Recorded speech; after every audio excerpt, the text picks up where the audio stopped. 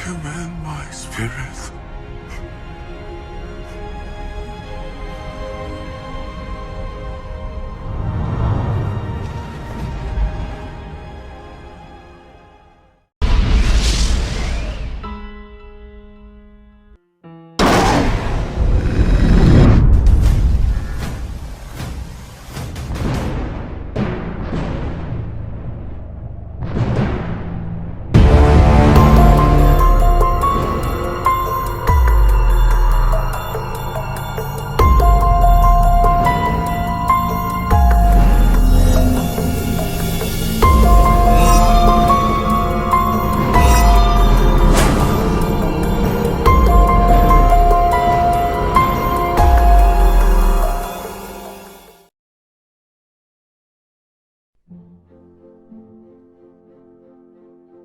Organisasi Saksi Yehova mengajarkan kepada para anggotanya pemahaman yang sama dengan orang Kristen tentang dosa warisan atau dosa asal.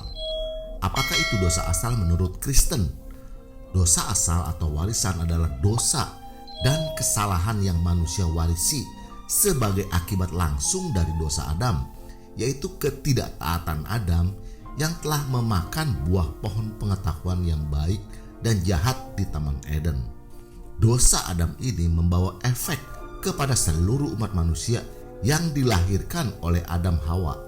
Karena dosa Adam itu, maka kita dilahirkan dengan natur atau status berdosa yang jahat yang patut beroleh hukuman dari Allah. Ini adalah kata Mazmur 51 ayat 7. Sesungguhnya dalam kesalahan aku diperanakan, dalam dosa aku dikandung ibuku. Jadi bukan saja Adam bersalah karena ia telah berdosa, tetapi kesalahannya dan hukumannya, yaitu maut, menjadi milik kita juga. Agama non-Kristen menolak konsep dosa asal ini dengan argumen bahwa Adamlah yang berdosa, maka Adamlah yang bertanggung jawab, bukan seluruh umat manusia sebagai keturunannya.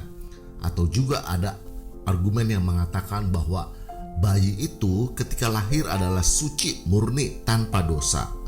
Namun demikian Alkitab menolak konsep tersebut seperti yang disampaikan di Roma 5 ayat 12 dan 19 yang mengatakan, sebab itu sama seperti dosa telah masuk ke dalam dunia oleh satu orang. Satu orang ini adalah Adam ya, dan oleh dosa itu juga maut. Demikian maut itu telah menjalar kepada semua orang karena semua orang telah berbuat dosa. Jadi sama seperti oleh ketidaktaatan satu orang, semua orang telah menjadi orang berdosa. Demikian pula oleh ketaatan satu orang, semua orang menjadi orang benar. Di kitab Roma ini dijelaskan bahwa oleh dosa satu orang, yaitu Adam, telah menjalar kepada semua manusia. Loh, kok bisa ya? Dosa Adam menjalar kepada seluruh umat manusia? Jawabannya sederhana, karena Adam adalah wakilnya manusia atau bapak dari segenap manusia. Nah, jika Anda telah memahami konsep tersebut, pertanyaan lainnya adalah, apakah Yesus menebus dosanya manusia atau manusia yang berdosa?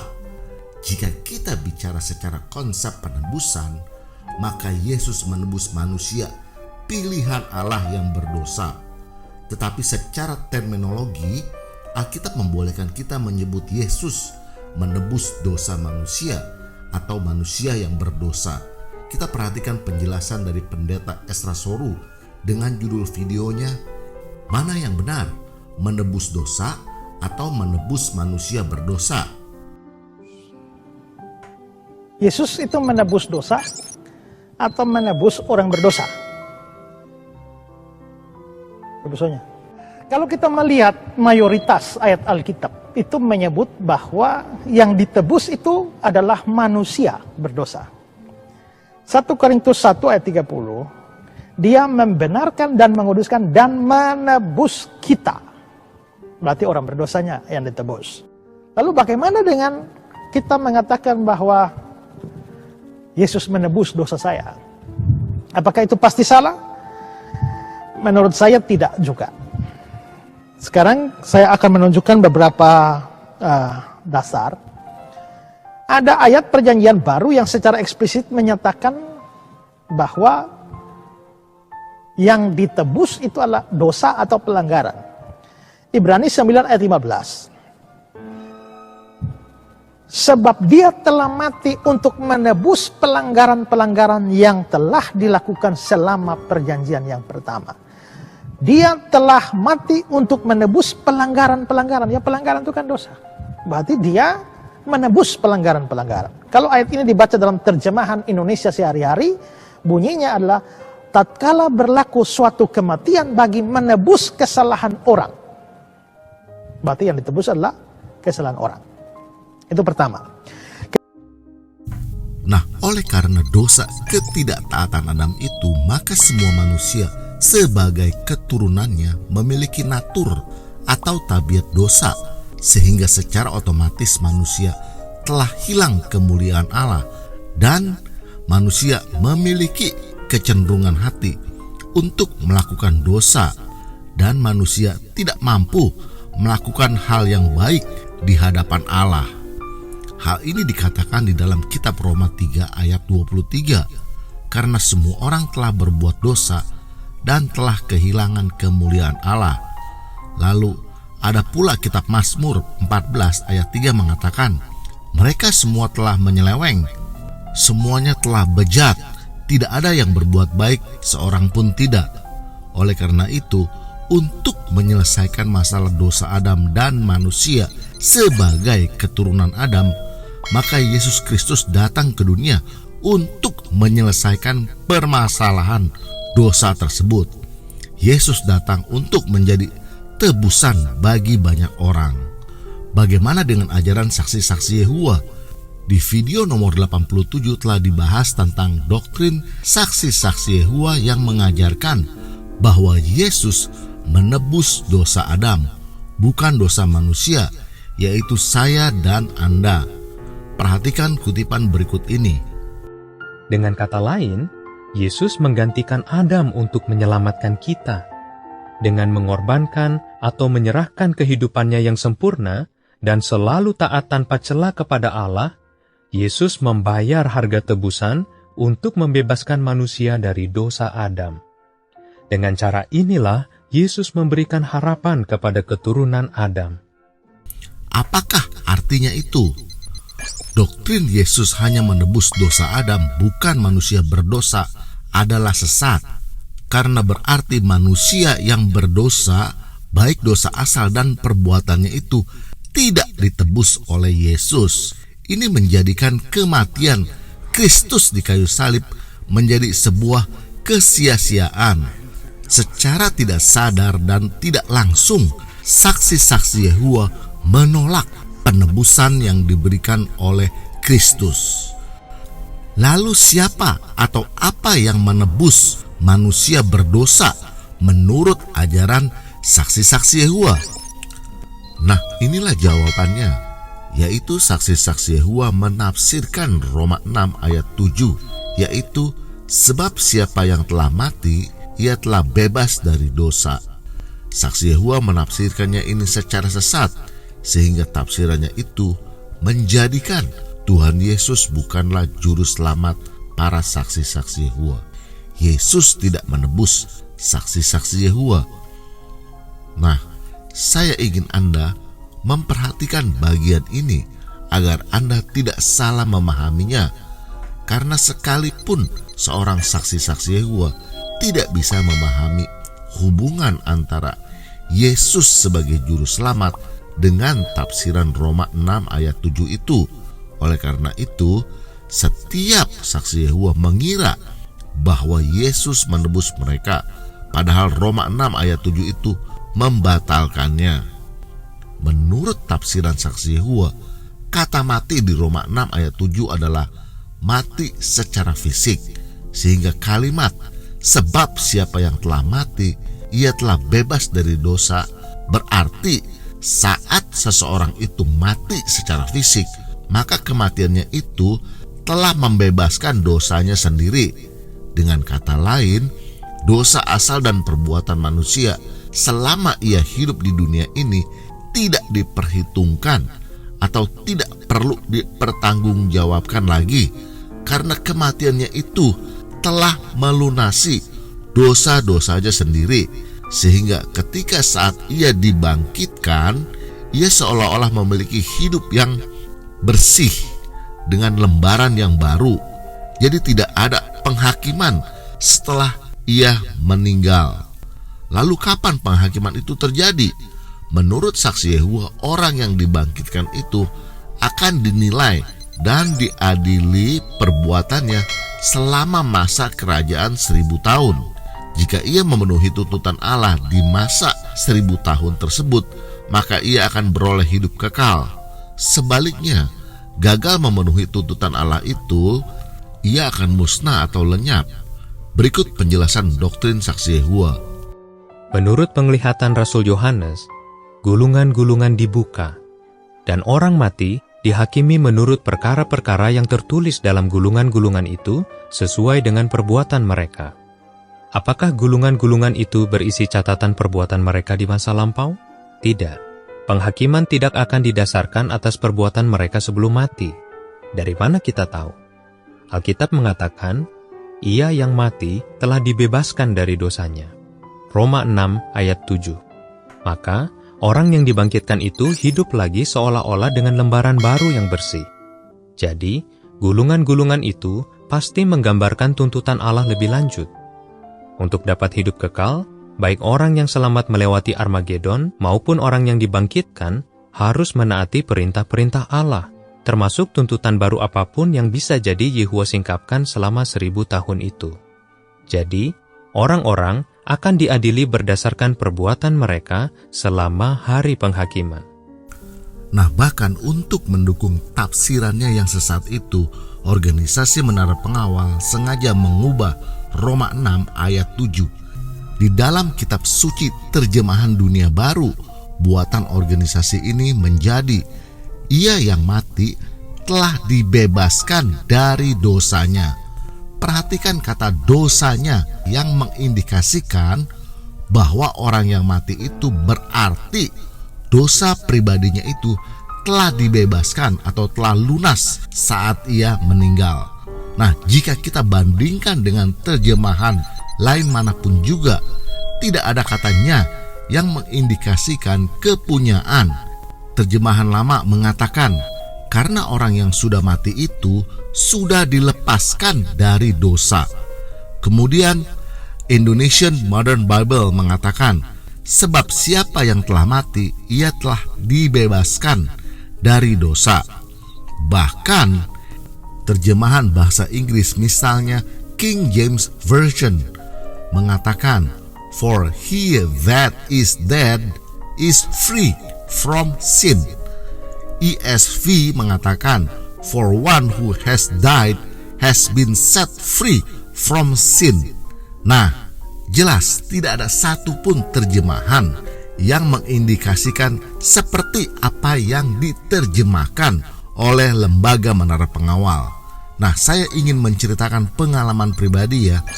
Dulu nih, waktu saya berdiskusi dengan banyak saksi-saksi Yehova secara tatap muka langsung, saya biasanya bertanya, apakah saksi-saksi Yehova percaya Yesus Kristus sebagai juru selamat mereka? Saksi-saksi Yehova pasti menjawab, oh ya pasti dong, kami percaya Yesus adalah juru selamat yang menebus kami dari dosa-dosa. Lalu mulailah para saksi Yehova itu menyodorkan banyak ayat-ayat Alkitab untuk membuktikan kepercayaannya itu sungguh berdasarkan Alkitab.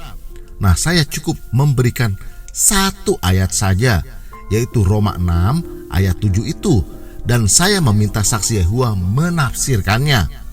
Dan setelah saksi Yehova panjang lebar memberikan penjelasannya, lalu saya bertanya kepada mereka, jika kematian seorang saksi Yehova membebaskan dosanya itu, bagaimana Yesus Kristus menebus dosa saksi Yehova? Karena kan kematiannya itu telah membebaskan dosanya sendiri. Nah, biasanya saksi-saksi Yehova mulai terlihat bingung dengan menjawab pertanyaan itu, karena memang jawabannya bisa membongkar kesesatan ajarannya yang lebih mendalam lagi. Dan keanehan ajaran saksi Yehova tidak cukup sampai di situ saja. Ada yang lebih aneh dan bin ajaib lagi. Jika Anda seorang Kristen yang ingin mendukung channel ini mencegah penyesatan organisasi Saksi Yehova, tolong tekan tombol like, karena semakin banyak like maka YouTube akan merekomendasikan video ini secara otomatis kepada lebih banyak orang Kristen lainnya. Meskipun saksi-saksi Yehova percaya bahwa dosa Adam ditebus oleh Kristus, seperti yang telah kita baca di dalam publikasi terbitan Menara Pengawal, tetapi anehnya ya, bahwa ternyata Adam itu tetap dimusnahkan atau tidak selamat. Aneh ya, meskipun Adam ditebus oleh Yesus, tetapi ternyata Adam tetap tidak selamat atau tetap dimusnahkan. Sebagai buktinya, kita lihat kutipan dari Menara Pengawal berikut ini. Paragraf 14. Pertanyaan: apakah Adam akan dibangkitkan? Jelaskan. Sewaktu Paulus mengatakan bahwa semuanya mati karena Adam, dia memaksudkan semua manusia. Kita semua mewarisi dosa dan ketidaksempurnaan dari Adam, sehingga kita pada akhirnya akan mati. Adam tidak termasuk di antara orang-orang yang akan dihidupkan. Tebusan Kristus tidak berlaku untuk Adam, karena dia adalah manusia sempurna yang memilih untuk tidak menaati Allah. Hukuman yang Adam terima adalah kemusnahan abadi. Ini sama seperti hukuman untuk orang-orang yang dihakimi sebagai kambing oleh putra manusia di masa depan. Nah, coba bayangin tuh, bingung gak? Di satu pihak Saksi Yehova mengaku bahwa Yesus menebus dosa Adam, tetapi di pihak lain mengajarkan bahwa tebusan Yesus tidak berlaku bagi Adam. Jadi, yang mana yang benar? Nah, bagaimana dengan ajaran Alkitab? Mari kita bandingkan ajaran Alkitab dengan saksi-saksi Yehova. Yang perlu diingat di sini adalah dosa asal itu tidak sama dengan dosa perbuatan. Kita benar mewarisi dosa asal Adam dan Hawa, tetapi tidak mewarisi dosa perbuatan ketidaktaatan mereka, yaitu saat mereka memakan buah terlarang tersebut. Dan dosa ketidaktaatan mereka itu sebenarnya sudah diampuni oleh Allah sebagaimana terlihat pada Kejadian 3 ayat 21. Ayat itu mengatakan, dan Tuhan Allah membuat pakaian dari kulit binatang untuk manusia dan untuk istrinya itu, lalu mengenakannya kepada mereka.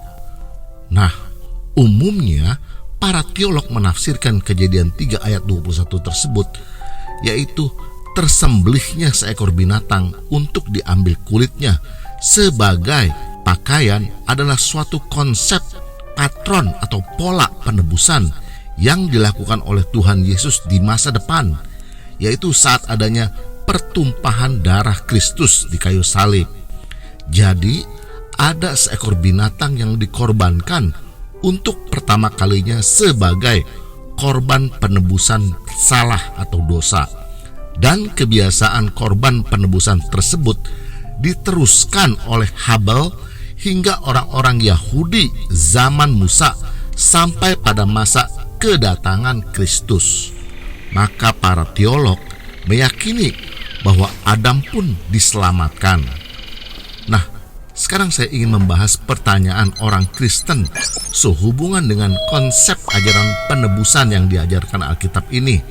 Misalnya nih, ada orang Kristen setelah menyaksikan video ini baru tahu dan sadar bahwa apa yang diyakininya selama ini ternyata salah. Misalnya pertama, dulu ia percaya bahwa Yesus menebus dosanya manusia, bukan manusia yang berdosa. Dan kedua, dulu ia percaya bahwa Adam tidak diselamatkan. Nah, pertanyaannya adalah, apakah orang Kristen itu berarti belum lahir baru dan tidak selamat karena pemahamannya yang keliru?